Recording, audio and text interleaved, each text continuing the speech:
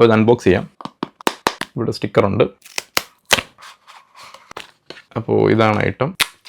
ഇതെല്ലാം sealed items തന്നെയാണ്. എനിക്ക് എങ്ങനെയാണ് ഈ 2 ഹെഡ്സെറ്റുകൾ ഫ്രീ ആയിട്ട് കിട്ടിയത് എന്നതിനെ പറ്റിയാണ് ഞാൻ ഈ വീഡിയോയിൽ സംസാരിക്കാൻ പോകുന്നത്. ഹെഡ്സെറ്റുകൾ ഫ്രീ ആയിട്ട് കിട്ടിയെന്ന് പറയുമ്പോഴേക്കും ഹാപ്പി വീഡിയോ ആയിട്ട് ഒരിക്കലും കൺസിഡർ ചെയ്യരുത്. ഇതൊരു എനിക്കുണ്ടായ ഒരു ഇഷ്യൂ ആണ് പറയാൻ പോകുന്നത്. അപ്പം നമ്മുടെ ചാനലിൽ കൂടുതൽ ബ്ലൂറേ റിലേറ്റഡ് ആയിട്ടും മൂവീസ് റിലേറ്റഡ് ആയിട്ടുള്ള വീഡിയോസ് ആണ് ചെയ്തിട്ടുള്ളത്. ഇത് ഔട്ട് ഓഫ് ടോപ്പിക് ആയിട്ടുള്ള ഒരു സാധനമാണ്. കാരണം എൻ്റെ ലൈഫിൽ ഉണ്ടായ ഒരു ഇഷ്യൂ ആണ് ഇതിൽ കൂടുതലായിട്ട് ഹൈലൈറ്റ് ചെയ്ത് പറയുന്നത്. കഴിഞ്ഞ വർഷം ഒക്ടോബർ 8 2024 ഞാനൊരു ഒപ്പോയുടെ ഒരു ഹെഡ്സെറ്റ് നോക്കിയിട്ടുണ്ടായിരുന്നു. ഞാൻ പല യൂട്യൂബേഴ്സിനെ റെഫർ ചെയ്തിട്ടാണ് ആ ഹെഡ്സെറ്റിലോട്ട് എത്തിയത്. ഒപ്പോയുടെ എൻകോ എയർ 3 ബഡ്സ് എന്ന് പറഞ്ഞ മോഡലാണ്. അത്യാവശ്യം നല്ല റിവ്യൂസ് ഉള്ള ഹെഡ്സെറ്റ് തന്നെയായിരുന്നു. അതിന്റെ MRP വന്നിട്ട് 499 ആയിരുന്നു. ഞാൻ കുറെ നാൾ നോക്കി വെച്ചതിന്റെ കാർട്ടിലിട്ടിട്ട് ബിഗ് ബില്യൺ സെയിൽ വന്നപ്പോഴാണ് എടുത്തത്. ബിഗ് ബില്യൺ സെയിൽ എനിക്ക് 2000 രൂപയ്ക്കാണ് കിട്ടിയത്. 5000 റുപ്പീസിന്റെ ഹെഡ്സെറ്റ് ബിഗ് ബില്യൺ സെയിൽ 2000 റുപ്പീസിന് കിട്ടി. അപ്പോൾ 3000 അവിടെ പ്രോഫിറ്റ് ആണെന്നുള്ള ഇതിലാണ് ഞാൻ അത്ര സന്തോഷത്തിനാണ് എടുത്തത്. ഇപ്പം ആ സന്തോഷം ഇല്ല. ഞാൻ വാങ്ങിയ ടൈമെല്ലാം അത്യാവശ്യം നല്ല പെർഫോമൻസ് ഉള്ള, നല്ല സൗണ്ട് ക്വാളിറ്റി ഉള്ള, എനിക്ക് നല്ലപോലെ ഇഷ്ടപ്പെട്ടു. കാരണം 5000 റുപ്പീസിന് എടുത്താൽ പോലും എനിക്ക് വർത്താണെന്ന് തോന്നിയ ഒരു ഹെഡ്സെറ്റ് ആണ്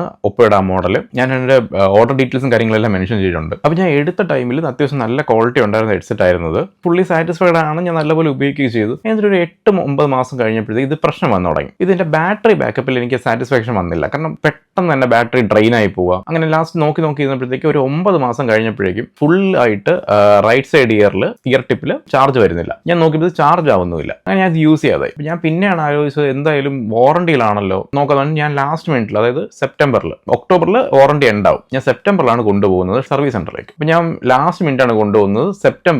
ഒക്ടോബറിൽ വാറണ്ടി ഉണ്ടാവും എന്നുള്ളതുകൊണ്ട് ഞാൻ സെപ്റ്റംബറിൽ തന്നെ സർവീസ് സെന്ററിലേക്ക് കൊണ്ടുപോയി. ഒപ്പോയുടെ ഒഫീഷ്യൽ ആയിട്ടുള്ള സർവീസ് സെന്റർ തന്നെയാണ് കൊണ്ടുപോയത്. ഇവിടെ ട്രിവാൻഡ്രത്ത് എടപ്പഴി എന്ന് പറഞ്ഞ സ്ഥലത്തായിരുന്നു സർവീസ് സെന്റർ. ഒപ്പോയുടെ ഒഫീഷ്യൽ ആയിട്ടുള്ള ഓതറൈസ്ഡ് സർവീസ് സെന്റർ തന്നെയാണ് ഞാൻ പോയ സർവീസ് സെന്റർ. അപ്പോൾ അവിടെ ചെന്ന് ഈ ഇഷ്യൂ പറഞ്ഞപ്പോൾ അവർ പ്രത്യേകിച്ച് ഒന്നും അതിനെ ജസ്റ്റ് ഒന്ന് ക്ലീൻ ചെയ്ത് നോക്കാമെന്ന് പറഞ്ഞു. അപ്പോൾ ഞാൻ വെയിറ്റ് ചെയ്തു. കാരണം എനിക്കത് ഡൗട്ട് ഉണ്ടല്ലോ. ക്ലീൻ ചെയ്തുകൊണ്ട് ഇപ്പം ബാറ്ററി അത് കേൾക്കാതായത് ഒക്കെ വെയിറ്റ് ചെയ്തു. ക്ലീൻ ചെയ്തിട്ട് തന്നെ പറഞ്ഞു. അവർ പറഞ്ഞു അങ്ങനെ ചേഞ്ച് ഒന്നുമില്ല. കാരണം ഞാൻ അവിടെ വെയിറ്റ് ചെയ്യുന്നത്. കാരണം ഇത് ക്ലീൻ ചെയ്ത് കഴിഞ്ഞിട്ട് ഇത് ചാർജ് ഇട്ട് നോക്കിയപ്പോഴും അത് വലിയ ചേഞ്ച് ഒന്നും ഇല്ല. അപ്പോൾ ഞാൻ ആ ടൈം മൊത്തം വെയിറ്റ് ചെയ്തിട്ട് അവർ പറഞ്ഞ കാര്യം എന്ന് പറയുന്നത് വേറെ ഓപ്ഷൻ ഇല്ല എന്നാണ്.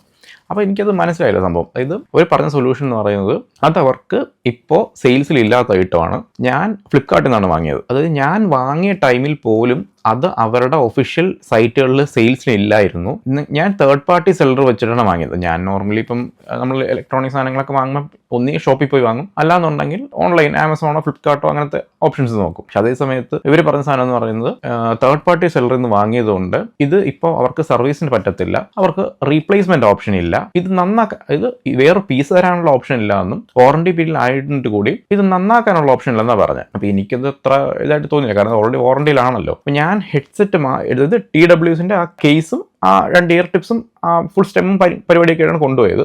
ബോക്സ് കൊണ്ടുപോയിട്ടില്ലായിരുന്നു. പക്ഷേ എൻ്റെ കയ്യിൽ ബില്ലുണ്ടായിരുന്നു. എനിക്ക് ഫസ്റ്റ് കിട്ടിയ അവരുടെ റിപ്ലൈ എന്ന് പറയുന്നത് ബോക്സ് ഇല്ലാതെ ക്ലെയിം ചെയ്യാൻ പറ്റത്തില്ലെന്നായിരുന്നു. അപ്പോൾ ഞാൻ ചോദിച്ചു ബില്ല് ഓൾറെഡി ഉണ്ടല്ലോ. അപ്പം അവർ പറഞ്ഞ സാധനം വെച്ചാൽ ബില്ലിൽ സീരിയൽ നമ്പർ കാണത്തില്ലല്ലോ. അപ്പോൾ അവർക്ക് ഞാൻ കൊണ്ടുവന്ന കേസും ഞാൻ വാങ്ങിയ ബില്ലിലെ സീരിയൽ നമ്പർ എങ്ങനെ മാച്ച് ചെയ്യിപ്പിക്കാൻ പറ്റുമെന്ന് പറഞ്ഞു. അപ്പോൾ ഞാൻ ഇത് ക്ലെയിം ചെയ്യാൻ പറ്റത്തില്ല. അപ്പോൾ ഞാൻ പറഞ്ഞു ബില്ലിൽ ഓൾറെഡി സീരിയൽ നമ്പർ ഉണ്ട്, ഫ്ലിപ്കാർട്ടിൻ്റെ ഇൻവോയ്സ് ആയിരുന്നു എൻ്റെ ഉണ്ടായിരുന്നത്. ഞാനത് കാണിച്ചപ്പോൾ അതിന് സീരിയൽ നമ്പർ ഉണ്ട്. അവർ പിന്നെ അത് ഡ്രോപ്പ് ചെയ്തു. സ്റ്റിൽ എന്നിട്ട് പറഞ്ഞ സാധനം എന്ന് പറയുന്നത് നമുക്ക്, അതായത് അവർക്ക് ഈ ഒരു പ്രൊഡക്റ്റ്, ഈ പർട്ടിക്കുലർ മോഡലിന് ഹെൽപ്പ് തരാനുള്ള ഓപ്ഷൻ ഇല്ല, റീപ്ലേസ് ചെയ്യാനോ റിപ്പയർ ചെയ്യാനുള്ള ഓപ്ഷൻ ഇല്ല എന്ന് പറഞ്ഞു. അപ്പോൾ ഞാൻ പിന്നെ ആലോചിച്ചപ്പോൾ എനിക്ക് വേറെ ഓപ്ഷൻ ഇല്ല. കാരണം ഞാൻ പേയ്മെന്റ് ചെയ്തു, ഞാൻ പ്രൊഡക്റ്റ് വാങ്ങി, സ്റ്റിൽ ആ വാറണ്ടി പീരീഡിൽ പോലും ആ സർവീസ് കിട്ടിയില്ല എന്ന് പറയുമ്പോൾ എനിക്ക് അത്ര ഒരു ഹാപ്പിനെസ് വന്നില്ല. അവർ നെക്സ്റ്റ് പറഞ്ഞ ഓപ്ഷൻ എന്ന് പറയുന്നത് ഇതിന്റെ ഒരു ബേസ് മോഡൽ, അതായത് ഞാൻ വാങ്ങിയ ഐറ്റം അറൌണ്ട് 5000 റുപ്പീസിന്റെ സാധനമായിരുന്നു. അവർ പറഞ്ഞു അതിന് എന്തൊരു ബേസ് വാല്യൂ ആയിട്ട് 4000 അടുപ്പിച്ച് പറയാൻ പറ്റും. 3500 4000 ആണ് ഇതിന്റെ ഒരു ബേസ് വാല്യൂ എന്ന് പറയുന്നത്. അതിന് പകരമായിട്ട് വേറൊരു മോഡൽ പറഞ്ഞു. ഇപ്പോൾ അവരുടെ സെയിൽസിലുള്ള ഒപ്പോ എൻകോ ബഡ്സ് 2 എന്ന് പറഞ്ഞ മോഡൽ. ഞാനത് ഓൺലൈനിൽ നോക്കിയപ്പോഴേക്കും 1500 1800 ആ റേഞ്ചിലാണ് എൻ്റെ പ്രൈസ് കണ്ടത്. അതിൻ്റെ 2 പീസ് തരാമെന്ന് പറഞ്ഞു. അപ്പോൾ ഞാൻ ശരി മേബി എനിക്കത് യൂസ് ഇല്ല. കാരണം ഞാൻ തൃപ്തിയായിട്ട് വാങ്ങിയ ഒരു സാധനം ഇഷ്യൂ വന്നു, വാറണ്ടി ക്ലെയിം ചെയ്തപ്പോഴത്തേക്കും വേറൊരു പ്രൊഡക്റ്റ് തരാം, അതിൻ്റെ 2 പീസ് തരാം, അതായത് വാല്യൂക്ക് ഈക്വൽ ആക്കി തരാം എന്നാണ് പറയുന്നത്. അതായത് ഇപ്പോൾ 4000 റുപ്പീസിന് അറൗണ്ട് വരുന്ന രീതിയിൽ ഇതിന്റെ 2 പീസ് തരാം വേറൊരു മോഡലിന്റെ. പിന്നെ വേറെ ഓപ്ഷൻ ഇല്ലാന്ന് ഞാൻ പിന്നെ അത് യെസ് പറഞ്ഞു. കാരണം അതല്ലാതെ വേറെ ഓപ്ഷൻ ഇല്ല. ഒന്നുകിൽ അത് മറന്നു കളയുക, അല്ലാന്നുണ്ടെങ്കിൽ ഈ 2 ഓപ്ഷൻസ് വാങ്ങിക്കുക എന്നുള്ളതായിരുന്നു ആകെയുള്ള സൊല്യൂഷൻ. അപ്പോൾ അവർ പറഞ്ഞ് കൊച്ചിയിലെ ഷോറൂമിലോ അവിടെ അന്വേഷിച്ചിട്ട് 2 ദിവസത്തിനകത്ത് പറയാമെന്ന് പറഞ്ഞു. അങ്ങനെയാണെന്നുണ്ടെങ്കിൽ 2 ദിവസത്തിനകത്ത് 2 പീസ് തരാം, അല്ലാന്നുണ്ടെങ്കിൽ കുറച്ച് 5 ദിവസം ഡിലേ വരുമെന്ന് പറഞ്ഞു. ഞാൻ ഏതായാലും ഓക്കെ ആണെന്ന് പറഞ്ഞിട്ടാണ് വന്നത്. അപ്പോൾ ഞാൻ ഓൾറെഡി അത് കൊടുത്തിട്ട് വന്നു. അവിടെ സർവീസും കാര്യങ്ങളെല്ലാം പൊളൈറ്റ് കറക്റ്റായിട്ട് തന്നെയാണ് ഹാൻഡിൽ ചെയ്തത്. അത് വേറെ അങ്ങനത്തെ ഇഷ്യൂസ് ഒന്നും വന്നിട്ടില്ല. പക്ഷേ എനിക്ക് ഈ സർവീസ് ഈ പർട്ടിക്കുലർ പ്രൊഡക്റ്റ് ഇത് കിട്ടത്തില്ല എന്ന് പറഞ്ഞപ്പോൾ എനിക്ക് എന്തോ ഒരു കംഫർട്ടബിൾ അല്ലാതെ എല്ലാം വന്നത്. അതല്ല, കിട്ടുന്ന പ്രൊഡക്റ്റ് ഓൾറെഡി അണ്ടർ വാല്യൂഡ് ആണെന്ന് അവർക്കും അറിയാം, എനിക്കും അറിയാം. അപ്പോൾ അതുകൊണ്ട് തന്നെ എനിക്ക് അതിൻ്റെ പെർഫോമൻസിൽ ഒരു ഡൗട്ട് ഉള്ളതുകൊണ്ടാണ് എനിക്ക് അങ്ങനെ ഒരു തൃപ്തിക്കുറവ് വന്നത്. അങ്ങനെ എനിക്കൊരു 3 days കഴിഞ്ഞപ്പോൾ കോൾ വന്നു.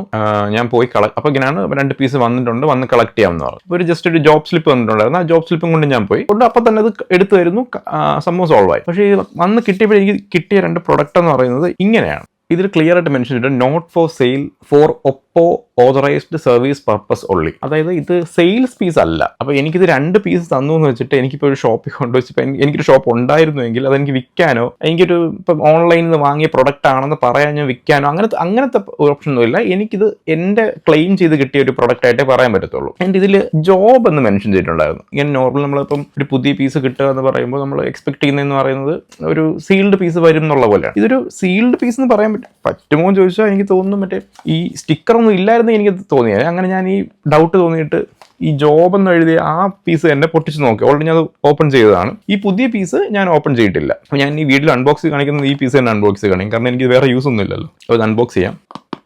ഇവിടെ സ്റ്റിക്കറുണ്ട്. അപ്പോൾ ഇതാണ് ഐറ്റം. ഇതെല്ലാം സീൽഡ് ഐറ്റംസ് തന്നെയാണ്.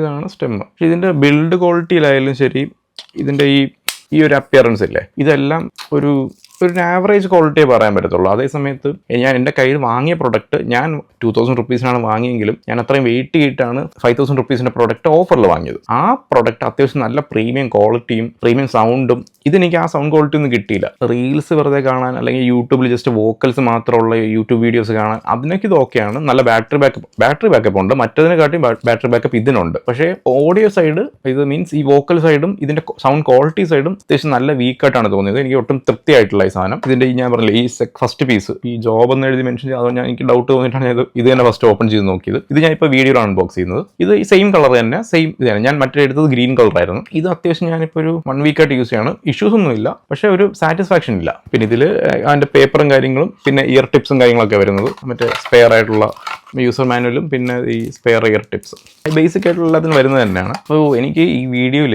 എനിക്ക് തോന്നിയൊരു കാര്യം ഇവിടെ പറയാം. അതായത് ഈ സർവീസ് സെൻ്റർ ഇടയ്ക്കൊരു കാര്യം പറഞ്ഞത് എന്നോട്, ഇത് ഞങ്ങളുടെ അതായത് ഒപ്പോയുടെ ഒഫീഷ്യൽ വെബ്സൈറ്റിൽ സെയിൽ ഇല്ലായിരുന്നു, അവിടെ നിന്ന് റിമൂവ് ആയിട്ടുള്ള ഐറ്റം ആണ്. അതായത് ഇതിൻ്റെ കാലാവധി കഴിഞ്ഞിട്ട് ഇവരുടെ ഒഫീഷ്യൽ ഒപ്പോ വെബ്സൈറ്റിൽ നിന്ന് ഇതിൻ്റെ ഞാൻ വാങ്ങിയ ഹെഡ്സെറ്റിൻ്റെ, അതായത് ഒപ്പോയുടെ എൻകോ എയർ ബഡ്സ് 3 എന്ന് പറഞ്ഞ മോഡൽ റിമൂവ് ആയിട്ടുണ്ടായിരുന്നു എന്നും അതേ സമയത്ത് തേർഡ് പാർട്ടി സെല്ലേഴ്സ് ആയിട്ടുള്ള ഫ്ലിപ്കാർട്ടോ ആമസോണോ എല്ലാം ഇത് സെയിൽസ് നടത്തിക്കൊണ്ടിരുന്നുള്ളതാണ്. അപ്പം ഞാൻ എന്ത് ചെയ്യണമായിരുന്നു, അതായത് എനിക്ക് ഇങ്ങനെ ഒരു സർവീസ് കിട്ടണമെന്നുണ്ടായിരുന്നെങ്കിൽ ഞാൻ ഒപ്പോയുടെ ഒഫീഷ്യൽ സൈറ്റിലൂടെ കയറി നോക്കണമെന്നായിരുന്നു അവരുടെ ഒരു ഇൻഡ്യൂഷൻ.